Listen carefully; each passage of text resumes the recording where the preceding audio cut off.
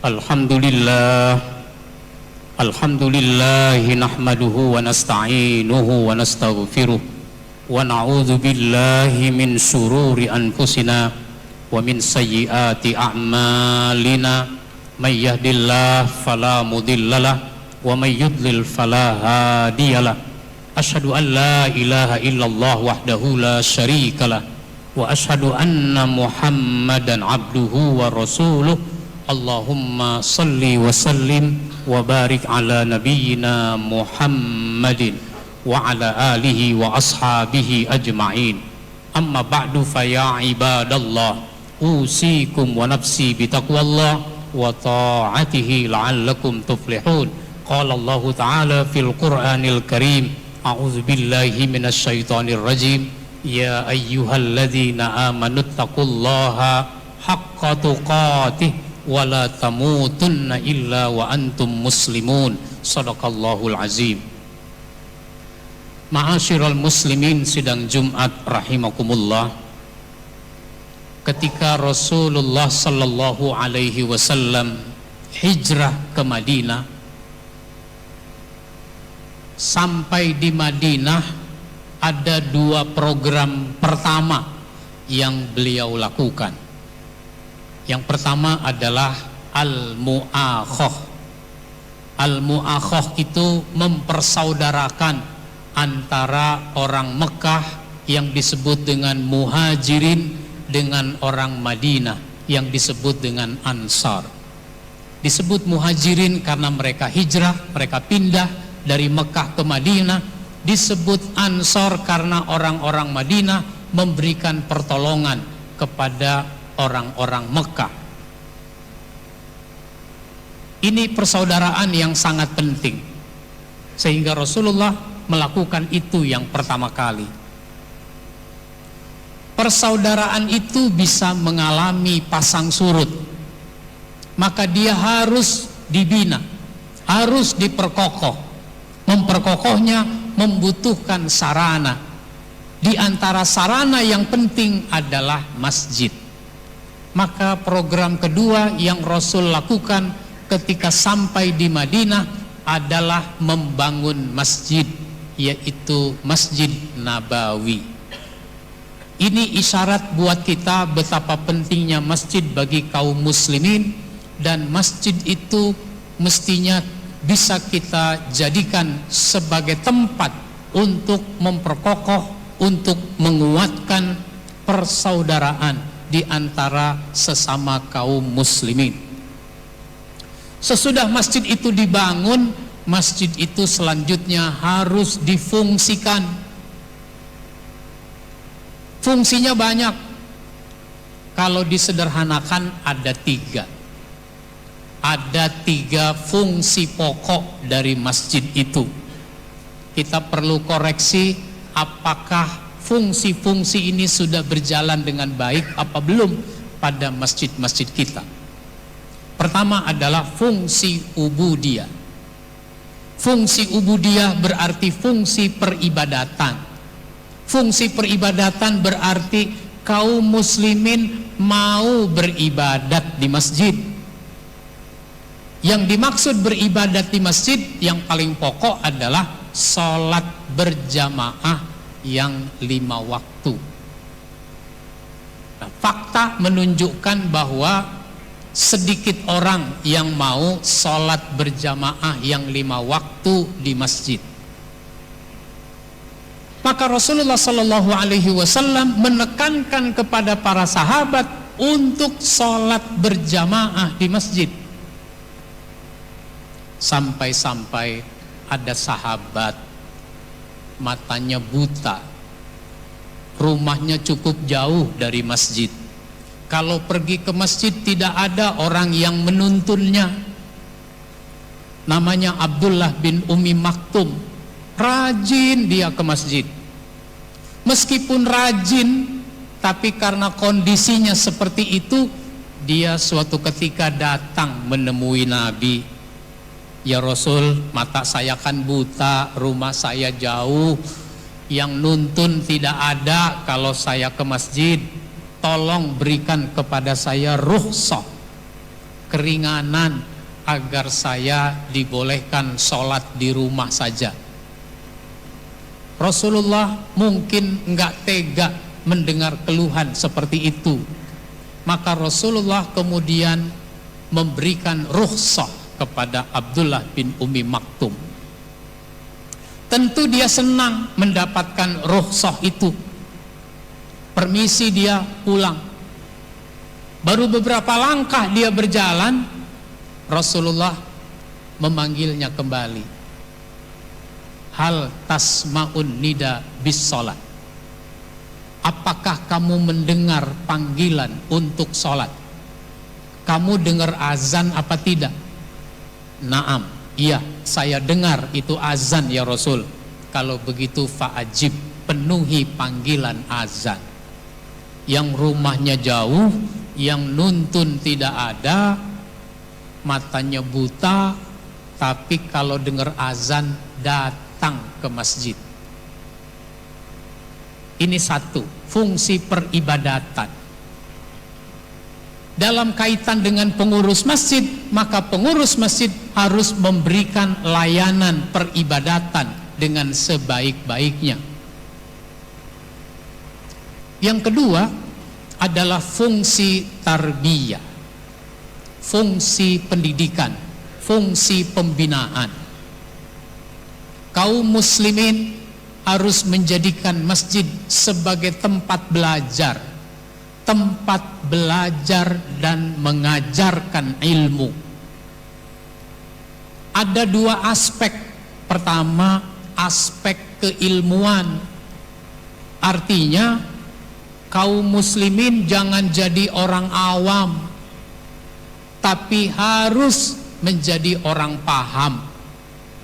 Maka jamaah masjid, apa yang belum dia pahami, sampaikan kepada pengurus masjid. Pak pengurus, saya belum paham masalah perceraian. Tolong dong dalam pengajian dibahas masalah perceraian. Saya tidak ngerti apa yang namanya talak 1, talak 2, talak 3. Saya tidak ngerti apa yang dimaksud dengan masa iddah dan seterusnya. Oh baik, dicatat oleh pengurus masjid. Ada lagi jamaah, Pak pengurus, saya ini belum paham masalah ilmu waris. Saya tidak bisa bedakan waris, hibah, wakaf, zakat, infak, sodako. Baik, nanti dicatat, dibahas dalam pengajian. Begitu seterusnya. Sehingga jamaah kita jadi orang paham, bukan jadi orang awam. Maka kita koreksi sebagai jamaah, apa yang belum kita pahami, usulkan kepada pengurus masjid agar itu menjadi kurikulum dalam pengajian. Sampaikan kepada ustadz yang mengajar, Pak Ustadz tolong dibahas masalah ini, masalah ini, masalah ini. Sehingga nanti jamaah kita jadi orang paham. Kalau sudah paham, maka aspek yang kedua, pembentukan karakter. Orang karakternya dibentuk salah satunya dari pemahaman. Karena sudah belajar ilmu tentang masalah perceraian, oh ternyata begitu yang dimaksud dengan masa iddah. Sehingga seorang wanita tidak boleh menikah dengan laki-laki lain di masa iddah. Laki-laki tidak akan melamar seorang janda yang masih masa iddah. Jangankan menikah, melamar juga tidak boleh. Ini namanya jadi karakter. Oh, sesudah mempelajari ilmu tentang waris, sehingga nanti keluarga itu tidak ribut soal waris. Kenapa? Sudah paham. Masalah warisan bukan untuk diributkan. Tapi sering terjadi ada konflik dalam keluarga, ada keributan-keributan, sampai putus hubungan keluarga, ikatan keluarga. Padahal Rasul sudah mengingatkan, la yadkhulul jannata qati'un, tidak masuk surga orang yang memutuskan, yakni qati'u rahimi, memutuskan hubungan rahim, memutuskan ikatan persaudaraan. Ini penting. Oleh karenanya kegiatan keilmuan di setiap masjid itu harusnya menonjol, dominan, menjadi program unggulan, program keilmuan. Jangan sampai ada jamaah yang tidak bisa baca Quran, jangan sampai jamaah yang tidak ngerti bagaimana sholat, dan seterusnya. Semua dipelajari sehingga diperlukan kelompok-kelompok belajar. Kenapa diperlukan kelompok belajar? Karena tingkat pemahaman kita terhadap ajaran Islam itu berbeda-beda. Ada yang sudah ngerti sholat, ada yang belum ngerti. Ini dikelompokkan. Begitu seterusnya. Sehingga banyak, di ruangan ini orang belajar bagaimana bersuci. Di ruangan ini orang belajar bagaimana sholat. Orang ini belajar bagaimana masalah-masalah waris dan sebagainya. Maka Rasulullah Shallallahu Alaihi Wasallam menekankan betul aspek keilmuan, sampai-sampai Rasul mengatakan, yang hadir sampaikan pada yang tidak hadir. Yang hadir sampaikan pada yang tidak hadir. Itu menunjukkan betapa pentingnya pemahaman. Sehingga kalau ada orang uzur, berhalangan sehingga dia tidak hadir di majelis ilmu, maka yang hadir menceritakan, menyampaikan intisari dari apa yang sudah dibahas. Sebenarnya sekarang sih sudah enak. Apa yang dibahas sudah ada di YouTube. Tinggal masalahnya dia juga males melihat di YouTube itu. Barakallahu li walakum fil Qur'anil Karim wa nafa'ani wa iyyakum bima fihi minal ayati wa zikril hakim. Aqulu qawli hadza fastaghfiruh innahu huwal ghafurur rahim.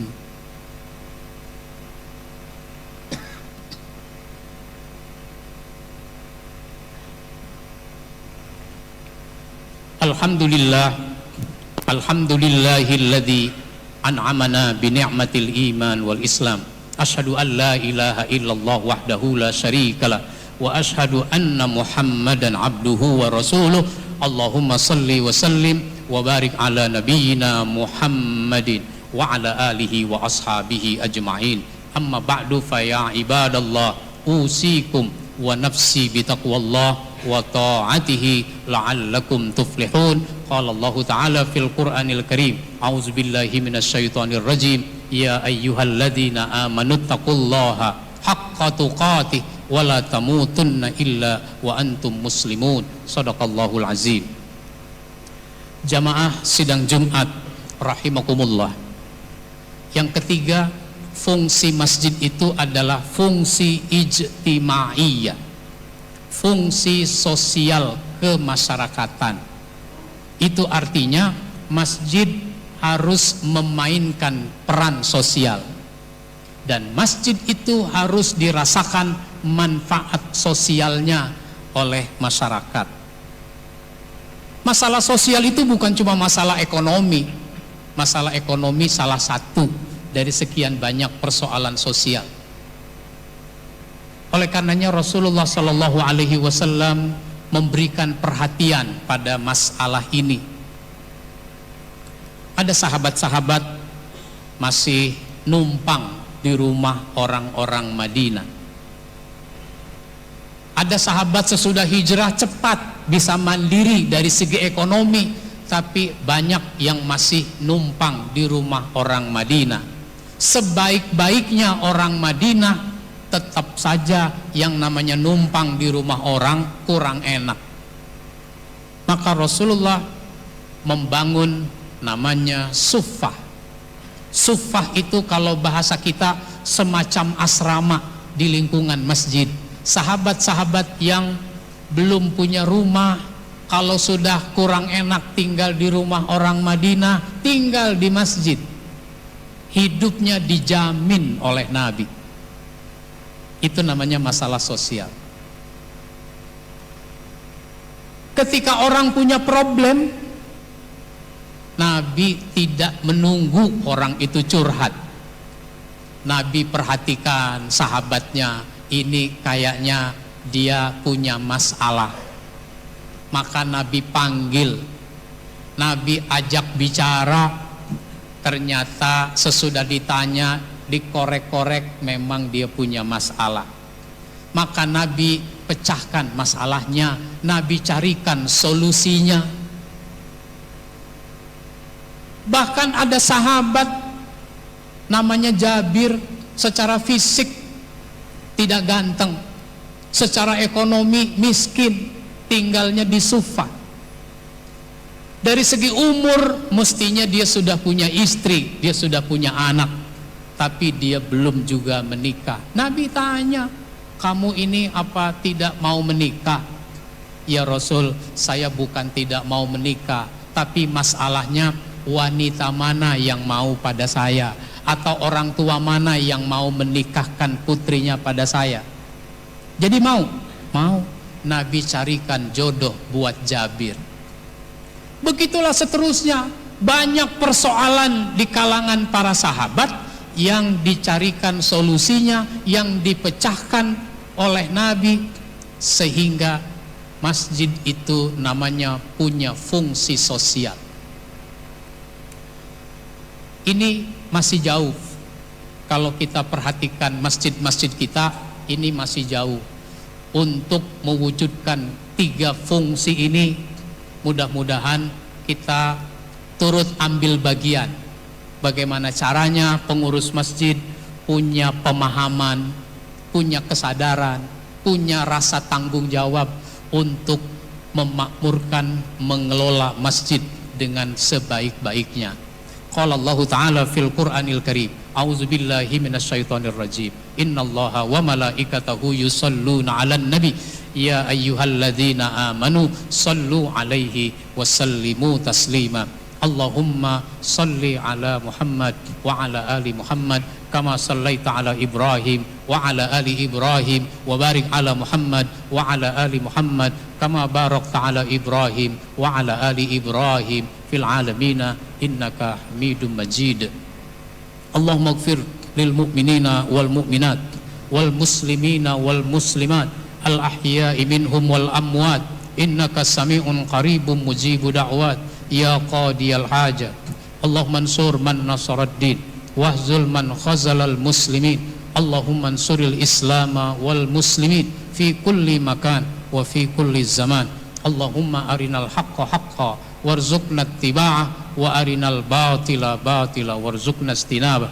Allahumma inna nas'alukal huda wat tuqa wal afafa wal ghina. Rabbana atina fid dunya hasanah wa fil akhirati hasanah wa qina adzaban nar. Ibadallah, innallaha ya'muru bil adli wal ihsan wa ita'i zil qurba wa yanha 'anil fahsya'i wal munkari wal baghi ya'izukum la'allakum tadhakkarun wa la dzikrullahi akbar.